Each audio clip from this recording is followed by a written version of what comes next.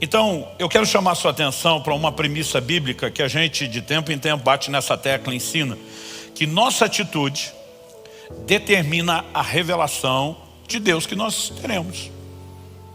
Vou repetir, sua atitude determina a revelação, suas atitudes determinam a revelação de Deus que você tem. Então deixa eu...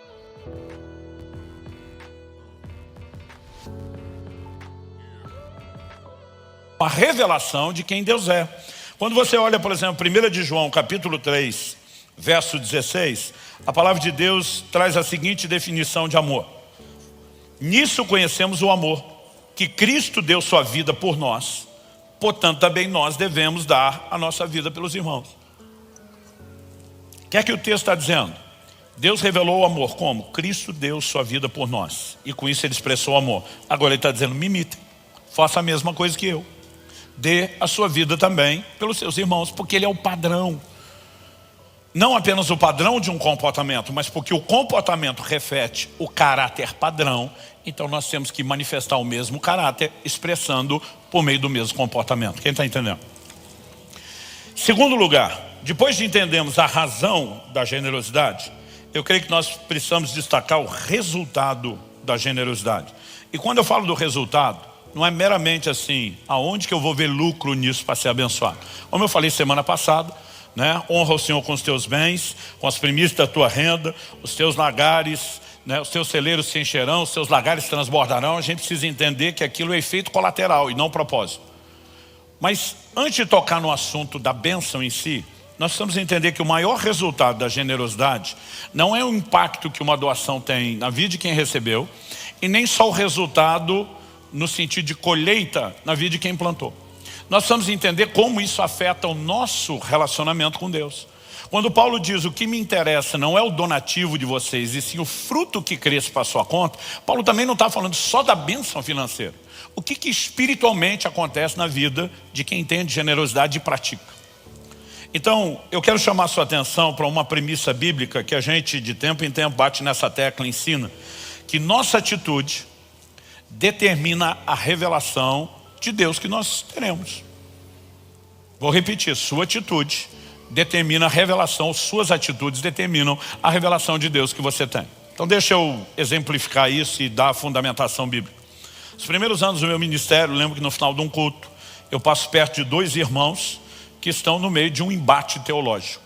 Era evidente que um advogava a bondade de Deus, o outro a severidade de Deus.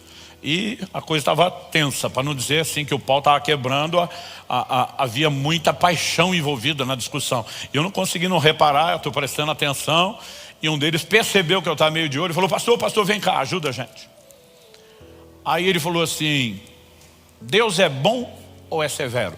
Tipo assim, vamos ver do lado de quem o senhor fica, quem que vai ganhar essa briga. Eu falei, eu tenho duas respostas para dar. Aí eu falei, primeiro, ele não é um ou outro, ele é os dois. Os caras, como é que é? Eu falei, Romanos 11, 22 fala da bondade de Deus e da severidade de Deus. Porque para ser severo ele não pode ser bondoso, e porque para ser bondoso ele não pode ser severo? Ele é os dois. Aí um falou assim, mas se o senhor já respondeu que ele é os dois na primeira, o que é que sobrou para a segunda resposta? Eu falei, a segunda resposta é depende. Ele, como assim depende? Eu falei, das duas coisas que ele é tanto bom quanto severo, qual você vai descobrir? Depende de você e do seu comportamento.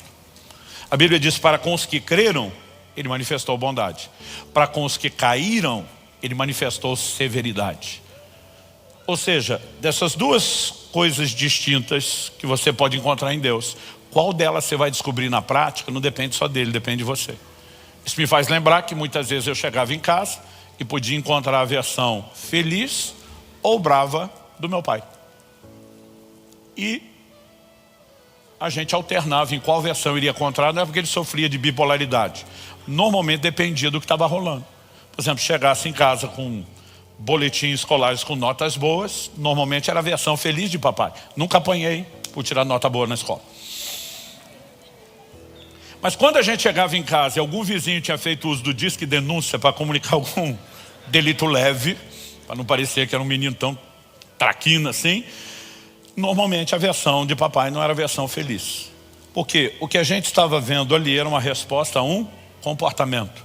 E eu e você precisamos entender que o que nós vamos descobrir de Deus não depende só do que Ele é, nem só do que Ele quer manifestar, mas normalmente da resposta às nossas atitudes. Dito isso, vá comigo para o Salmo 18, versos 25 e 26. Salmo 18, 25 e 26. O texto diz assim: para com quem é fiel, fiel te mostras. O que é se mostrar? Se revelar. A NVI, a Nova Versão Internacional, traduziu: ao fiel te revelas fiel. Porque isso significa se mostrar. Para com quem é fiel, fiel te mostras. Com o íntegro, também íntegro. Com o puro, puro te mostras. E com o perverso, inflexível. O que nós temos aqui é o que em outros momentos já estamos aqui, como a lei da reciprocidade, mutualidade. Então, para com quem é fiel, Deus se mostra fiel. Para com quem é íntegro, Deus se mostra íntegro. Para com quem é puro, Deus se mostra puro. Deus é fiel, Deus é íntegro e Deus é puro. Mas Ele não se mostra puro para o íntegro, Ele não se mostra íntegro para o fiel e nem se mostra fiel para o puro, embora Ele seja todas as coisas. Porque normalmente a revelação dele vem no processo da reciprocidade. Sua atitude de fidelidade me permite revelar a você a minha fidelidade. Por outro, ele diz: sua atitude de integridade me permite revelar a você a minha integridade. Por outro, ele diz: sua atitude de pureza me permite revelar a você a minha pureza. Mas o verso 26 termina dizendo que com o perverso, ele não se mostra perverso. Você não vai ver reciprocidade aqui. Por que não? Porque não há perversidade em Deus. Então é como se Deus estivesse falando para o perverso: para você, cabeção, não tem nada para mostrar. Então a Bíblia diz que ele resiste. Outra tradução diz que ele é inflexível. Outra diz que ele reage à altura. O fato é que para esse, Deus diz: não te mostro nada. Para os que têm comportamentos semelhantes ao caráter dele, ele diz: vou descarregar uma revelação do meu caráter ligado ao seu comportamento. Se você entender essa lógica, para com quem é generoso, Deus vai se mostrar o quê? Generoso. Mas para com quem é avarento, Ele não vai se mostrar avarento, porque não há avareza em Deus. Então para o avarento Deus olha e diz: para você, cabeção, com perdão da palavra, não tenho nada para mostrar. Então aquele vai ter uma revelação da generosidade de Deus. Esse vai permanecer cego em relação à generosidade de Deus. Esse é um ponto que eu e você precisamos entender. Então vamos falar de generosidade, nos levando à revelação da generosidade de Deus. Quem foi o primeiro cara na Bíblia que entendeu que Deus era um Deus de provisão? Aliás, chamou Deus de Jeová Jireh, o Senhor proverá. Quem foi? Dica, Gênesis 22. Abraão, pelo menos o ano, gente. Não é tão... Mas peraí, vamos botar o ano na hora certa, aquele sozinho. Abraão? Ok.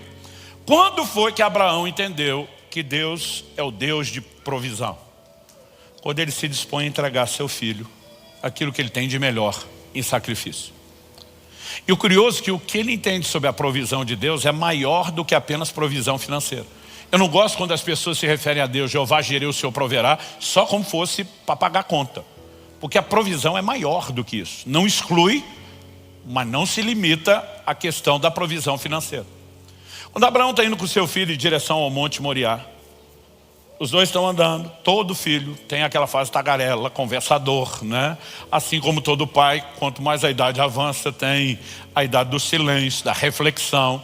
E eu fico lembrando disso nas nossas viagens, quando os meus filhos falavam, né? Não vou nem dizer que meu filho falava muito, porque a comparação é injusta, porque a Alice era uma máquina de falar, então assim, não tinha como ganhar dela. Mas eu lembro das nossas viagens, o tempo todo eles estão puxando assunto, conversa.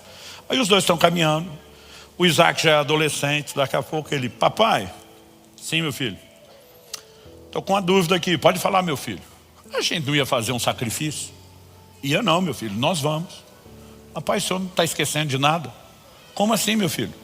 Papai, nós estamos levando a lenha, o fogo que o senhor vai botar na lenha. O senhor está levando o cutelo, a faca do sacrifício. Cadê o animal? Quem é que vai sacrificar e não leva o principal? Você imagina alguém chegando no posto falando para o frentista: enche o tanque, mas chegou a pé. O cara vai ficar olhando assim e dizer: que tanque? Quem é que vai encher o tanque e não leva um carro, uma moto, alguma coisa, né? Então ele: papai, cadê o animal do sacrifício? O senhor esqueceu o básico. A Bíblia diz que Abraão responde para ele o quê? Deus proverá para si o cordeiro, meu filho. Durante muito tempo, o que eu achei que Abraão estava fazendo? Gerenciamento de informações. Até porque se eu sou o garoto e o velhinho fala: o sacrifício é você, eu ia dizer: então me pega na corrida. Você acha que quer dizer, glória a Deus, papai vai me oferecer em sacrifício? Vai pensar, o velho está senil, está maluco. Salve-se quem puder. Então eu achava que era isso. Só que um dia eu estou observando o que Jesus fala em João 8,56.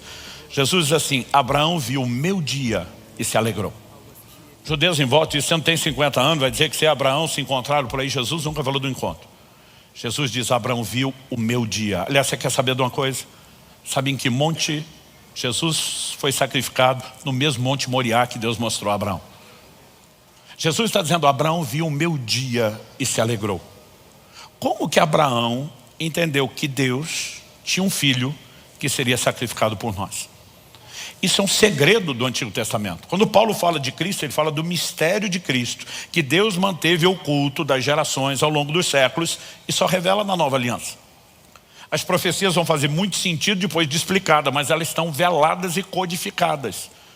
Na época de Abraão só tinha uma profecia messiânica que foi dada no Éden na queda, que da semente da mulher viria aquele que esmagaria a cabeça da serpente.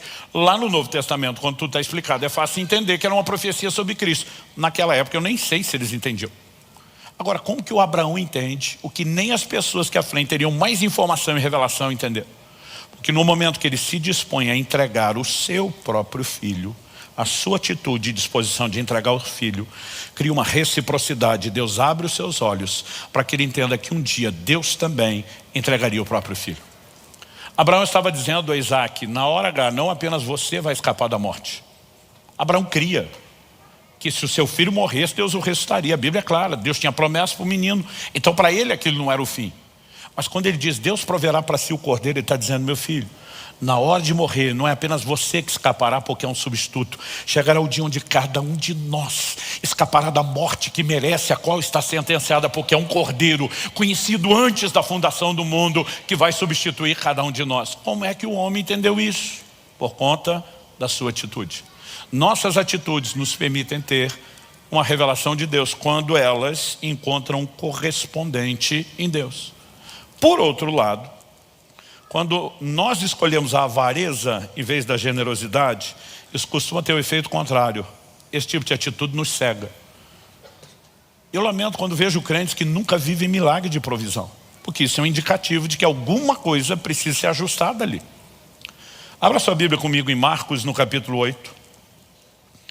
E nós temos uma lição importante, ela tem me ajudado muito ao longo dos anos. Marcos 8 começa dizendo no verso 1, naqueles dias, quando outra vez, destaque por outra vez, quando outra vez se reuniu grande multidão, estou dando destaque porque esse é o segundo milagre da multiplicação de pães que Jesus vai operar. E é importante destacar que é o segundo e não o primeiro. E não tendo o que comer, Jesus chamou os discípulos e lhes disse, tenho compaixão dessa gente. Porque já faz 3 dias que eles estão comigo e não têm o que comer. Se eu os mandar para casa em jejum, desfalecerão pelo caminho. Alguns deles eram de longe, eram muitos dias de caminhada. Mas os discípulos lhe responderam. Responde com uma pergunta que eu tomei a liberdade de classificar como uma das perguntas mais estúpidas que você pode encontrar na Bíblia. Eles falam para Jesus, como poderá alguém saciá-los de pão nesse deserto? Outras traduções dizem, de onde poderia alguém saciá-los de pão nesse deserto? Gente, se fosse a primeira vez que Jesus vai operar um milagre, a gente tem que dar um desconto para os discípulos e dizer, eles não sabem o que ele pode fazer. Eles não têm comparação. Mas eu imagino que a expectativa de Jesus nessa altura foi que os discípulos olhassem para ele e dissessem, faz de novo a parada do pão. Aquele negócio foi insano. Eu lembro quando meus filhos eram menores, me acompanhavam nas ministrações. Bastava a gente ter um culto que terminasse com curas e milagres. No próximo eles diziam, papai, o senhor vai curar os enfermos de novo? Tipo assim, como se estivesse no nosso poder controlar aquilo. Mas eles queriam, tipo, faz de novo, foi top. Agora os caras olham para Jesus, a fonte da provisão divina, encarnada, materializada na frente deles. E dispara a pergunta na cara de Jesus.